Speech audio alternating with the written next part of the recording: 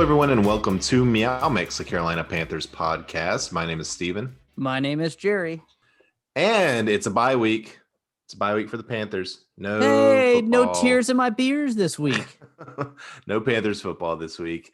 Joe Person, who used to write for the Charlotte Observer, now writes for the Athletic, posted an article where we're looking at essentially the unrestricted and restricted free agents coming up for the Panthers in 2021.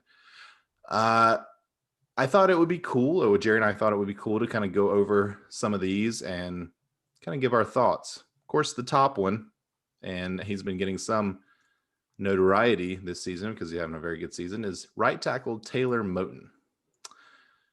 Joe Person puts it at 30% chance that he comes back.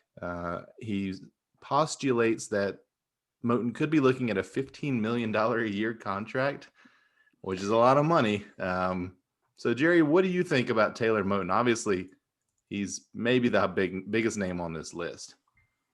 I think Taylor Moton is very important to get signed because we're going to have to go ahead and find a new left tackle. We're probably going to have to find another guard or two as well, and maybe even center. We don't know what the plan is with Paradis, who is playing better than he did last year. But you can't have to start over on the O-line. You drafted him second overall to become a stud right tackle. He's become a stud right tackle. You pay him. Now, one of the worst problems with this is the salary cap's going to supposedly go down 20-something million this next year. It could. Yeah, it could. So, that is going to be troublesome. But I also think we got rid of a lot of dead cap this year. Maybe we use it, franchises tag him if need be. I think you can't let Taylor Moton go. I agree, and I would be for the franchise tag in this case because the franchise tag is almost $15 million anyway. So I wouldn't mind just, if you're not able to come to some long-term agreement, just keep him on the team for next year and see what happens. I mean, what's the worst case scenario is you lose him the next year, but you're not out anything really because he's going to make that money anyway. So if he wants more than 15 and you're not willing to pay that, then franchise him. But absolutely. Yeah, I agree. I think, what do you think the chances are that he's returned? Person puts it at 30%. I think Marty Hurney likes him.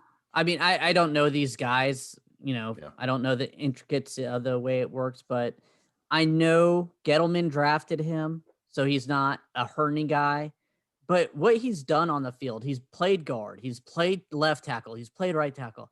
I think Matt Rule likes that, and I'm hoping that Marty Hurney sees that and goes out of his way and tries to get him paid. I mean, you can't back up a Brinks truck for him, obviously, but you can pay him decent money. Yeah, whatever the salary cap ends up being, I think is going to be the major impetus as to what happens here. But I think they bring Moton back, which unfortunately means that some of these other guys we're about to talk about probably won't be able to bring back. Let's talk about the next one here. Wide receiver Curtis Samuel. This is a guy that you and I have talked about quite a bit in terms of whether or not he should come back. Person has him at 35% chance to come back here. I've seen some projections of him making anywhere between $6 to $8 million a year on his next deal. I mean, he's a number 3 receiver for the Panthers, but he has an interesting skill set that is definitely attractive to a lot of teams. So what do you think about Curtis Samuel? Well, first of all, he's a third down reception machine for the Panthers this year. He's that guy who's getting open more often on third down. He's done the carrying of the running the ball. It's another one of those guys that I think Matt Rule would kind of like just because he's so versatile. He's doing what he asked.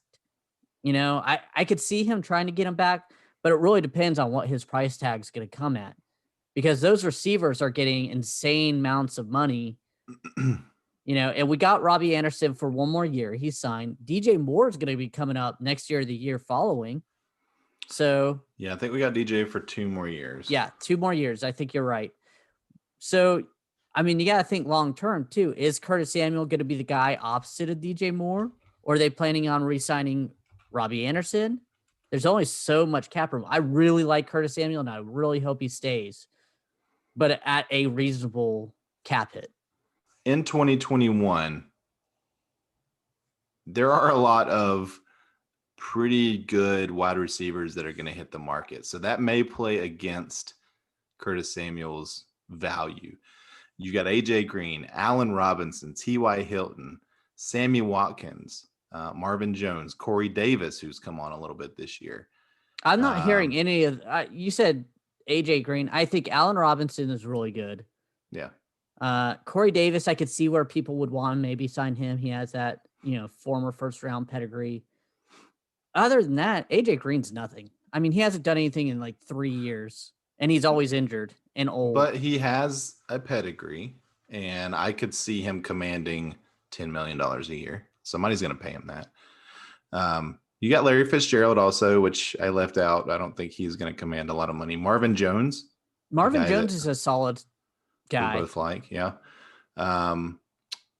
Will Fuller from the Titans. I could see someone from the Texans wanting him for a lot of money. Yep. Of course, Antonio Brown again is going to be out there. Looking down the list, maybe that's about it that are in terms of higher profile guys. John Ross is, a young player on a rookie contract for Cincinnati who's not really panned out. Amendola, Keelan Cole, Kendrick Bourne from San Francisco. So, yeah, maybe not quite as high profile as initially looked. But I could see Curtis being like 4th or 5th in terms of, the most attractive wide receivers on that list. Yeah, Marvin Jones, Allen Robinson, and Will. I think T.Y. Hilton is going to have a higher... T.Y. I forgot you said T.Y. Yeah. Yeah, T.Y. So 4th or 5th maybe, but I don't think the Panthers will be able to sign Moton and Samuel. Mm-hmm. I would rather have Moton. I think just for the long term. Yeah, Moton would be my number one guy. I'm gonna go ahead and say that. That again, revamping that offensive line, and he's been the best offensive lineman for the past 2 years on this team. You pay the guy. Yeah, agreed. But if we can't re-sign Moton, then I think Samuel might be the second guy on this list that I would want back. Well, let's move to an easy one here. Russell Okung, chances he returns 10% is what person says. I don't really want him back, honestly, unless it's super cheap. I was going to say, I would take him back if it's cheap and more of a mentor role. He's played well while he's played. It's just he's only played half the season because he's always injured, and he's old. I say this as I'm an older person than him, but he's old for 32. I mean, he's old for an NFL starter. I mean, I could see him going somewhere trying to chase a ring. Agreed. Yeah, I could see him or just chasing money. Maybe he goes to Jacksonville or something like that. But if the money's right, sure. But I think he's good enough when healthy, like you said, that he'll probably command more than the Panthers are willing to spend. Yep. The next one here is interesting. Mike Davis. Person has him at 40% chance to return, which is the highest of anyone we've talked about so far. What do you think about Mike Davis coming back? I think he'd be cheap. I don't think he's going to be that cheap. I think he's making $3 million a year right now. He's making $3 million a year this year. I think he's going to try to command 4 or 5. And I think someone's going to pay him to do a running back by committee. And I just think that's too much. He had a decent start this season, but he's really trailed off. And we can't give that much money to that position. Christian McCaffrey got that huge contract, and that money needs to go somewhere else. $4 or $5 million. I'd prefer that go towards a Curtis Samuel and put a little bit more on it than Mike Davis. I don't think he is going to cost 4 or 5. I mean, Todd Gurley got $5.5 million. Todd Gurley has arthritic knees. Todd Gurley is also younger than Mike Davis. I don't know. If we could get him for like $1-2 million, yeah, I have no problem getting him. What about 3? What if he just signs another 2 years, $6 million deal with the Panthers? That'll take him to his age 30 season. I'd be okay with that. $3 million. I would be okay. I would prefer him cheaper though. Well, I mean, there's a lot of cheaper options out there. You could Mhm. draft a 4th round running back and have him for the next 5 years and probably be okay. But, you got Kenyon Drake, Todd Gurley, Tevin Coleman, James White, Matt Breida are the only ones that currently make more money than Mike Davis that are going to be unrestricted free agents next year. So that's not a big list. No, but you got to see that Rodney Smith, Reggie Donovan, those guys have gotten snaps and looked okay. Yeah. And if you bring Curtis Samuel back as well, he can play a little bit of running back. Yeah. I don't know. I see some bigger names here, like Carlos Hyde, is making $2.5 million this year. And he's definitely had a bigger track record than Mike Davis. Leonard Fournette's making $2 million. I just think that I don't see Mike Davis as one of the guys that gets $5 million a year. Okay. I mean, it's a running back. They just don't get a lot of money, unfortunately. I hope not. I didn't like us signing him for $3 million when we signed him. So yeah, but you're probably happy about it now because he has been good for us. He's been worth $3 million a year, easy. By the way, I'd be happy at 3. Anything more than that, I'm okay letting him go. Yeah, I think we're probably on the same page there. Next is tight end Chris Manhertz, who person has at 80% coming back. I think he'd be extremely cheap. He's a blocking tight end essentially. Yeah, you just bring him back as that third guy, cheap. I mean, he used to be a basketball player. You still hoped he could eventually become a receiver tight end, but more or less, he's just a down the depth chart guy. The coaches know him. They know what he's good at, what he's not good at. Sure, bring him back for cheap. If you're looking at bringing in a free agent tight end, your best bet is going to be Hunter Henry next year, who will probably command $10 million a year or more. Yeah, because he's only 26 and he's pretty good. You got Jared Cook, also going to be an unrestricted free agent. And really, I mean, Tyler Eifert. Hunter Henry is going to get tagged or sign a long-term deal. I don't see anybody else. Jordan Reed, I don't see any. Gerald Everett, 27 years old. Maybe that's a possibility. I don't know. I think that Manhertz, he's not really a primary pass catching tight end. I don't think he'll be super on the radar of a lot of other teams for a high cost contract. So I'm perfectly happy keeping him around for $1.5-2 million a year, something like that. Here's an interesting one. Right guard John Miller. Mm-hmm. Person has him at a 50% chance of being kept.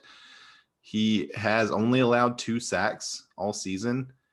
I am all for keeping solid offensive line guys here. I 100% agree. I'm actually trying to figure out how much he actually is or how old he is, but I definitely agree. I think you need to bring him back for a year or two, try to get some more depth underneath him. Maybe Daly can go to the left side and he could stay on the right, but he's 28 years old. Oh, then yeah, definitely bringing him back. Yeah, he's making $4 million this year. So you're probably looking at least that to re-sign him because he has played well. Yeah. And you keep that, if you could get him and Moton back, I mean, that's that right side at least staying steady, and then Paradis is already signed. Mm-hmm. So then you just have to work on that left side. Yeah. And honestly, I would have zero problems if offensive line was the position group that made the most money on this team. Yeah. I honestly think that's probably the way it should be. Offensive and defensive lines probably should be the highest paid positions in terms of the group. Next one here is another offensive lineman, left guard Chris Reed. So 40% person says he hasn't played a lot. Well, he has played a lot, but he hasn't really been noticeable, which I guess is good for a guard, right? Yeah, it's one of those things. I don't think he needs to get that much money. I mean, his PFF is only 57.8. Yeah. If you can bring him back fairly inexpensive as depth, maybe not the go forward guard, but depth, I wouldn't mind doing it. Yeah. I mean, the thing is, this offensive line has been pretty okay this year. There's been a couple games where they've looked bad, but overall, especially given all the mixing and matching that Rule has had to do, they've been solid. They've been okay. So I wouldn't mind bringing him back again if the money's right. Another one here, guard Michael Schofield. He also is only allowed 2 sacks, but on much less playing time for him. He got him at 15% here. Person does. I kind of agree. I think I'd be okay of all the offensive linemen we've talked about if he's the one that goes. I think he wants to probably start, and he's doesn't have that chance here. I could see him going somewhere else to. He might be a little too. He's a name, I guess. He might be. If you're looking at Michael Schofield, Chris Reed, or John Miller, like you've heard of Michael Schofield before, so I could see him getting a little more money. Next is center Tyler Larson. They've only got him at 10% here. I'd love to have him back because I think he's a good. Yeah, probably. I think he's a very good backup. He's a Washington football team player already on his helmet. I see. Probably right. Starting center for them. Yeah. I wouldn't mind him back. Nothing against him. He's been a good backup center, backup guard type of rotational guy. But I just see that he probably is going to go back to what's familiar, and Washington is familiar with him. He probably wants to start, or he wants more playing time at least. And honestly, he was good when he filled in for Khalil. So I'd be happy if he's able to come back. But he might just be a luxury we can't afford. Next one here, Tahir Whitehead. Bye. Have a good day. Don't let the door hit you. He has gone from getting 90% of the snaps in week 1 to 1% of the snaps last week, which was a higher percentage than he had the week before. So I don't need to say anything else. Bye. All right. Glad we only signed you for 1 year. Cornerback Rasul Douglas. Chances he returns to 50%. And I sort of feel that way about him, right? Like, I think early in the season, he looked really good, and we were extremely happy to have him. Then I guess he got COVID, and since he's been back, he's just not been as good. And I don't know. I don't know what to think about him. Well, that's the reason why Philadelphia got rid of him, is because he would look really good, and then he would look really bad. And they had some other guys that they had more faith in staying consistent. So I was happy at the beginning of the season. He's kind of struggling lately. I hope we bring him back, but at a fair price. I don't want to overpay this guy. Dante Jackson has to make a step up whenever he gets healthy, and next year is going to be a big year for him. So we'll see. Yeah. Yeah, just looking at corners who are free agents next year, you have to go pretty far down the list to find one that's under 30 years old. But the number one would be Patrick Peterson. And this draft class is supposed to be very, very fruitful for cornerback. So I could also see them letting him go and diving deep early in the draft on that. Yeah, I think so too. I actually would like to see him come back. This next guy, another Corn Elder, who has finally, it seems like, hit his stride this year and is delivering on some of that promise that Gettleman saw when he drafted him. 38 tackles this year. They've got the chances of him returning at 33%. Feels like we probably won't bring back Douglas and Elder. I don't think Elder is going to cost a lot because he does have basically just 1 year of solid play behind him, that being this year. So I wouldn't mind locking him down for a few years at a decent price. I think that's probably what's going to happen. Yeah, obviously this coaching staff knows what to get out of him. I mean, because he's looked like, well, you could go to my backyard with my 2 big dogs and figure out what he's looked like before this year. And this year, the coaching staff seemed to kind of find his role and really get the best out of him. If they want to get him cheap and bring him back, I'm all for it.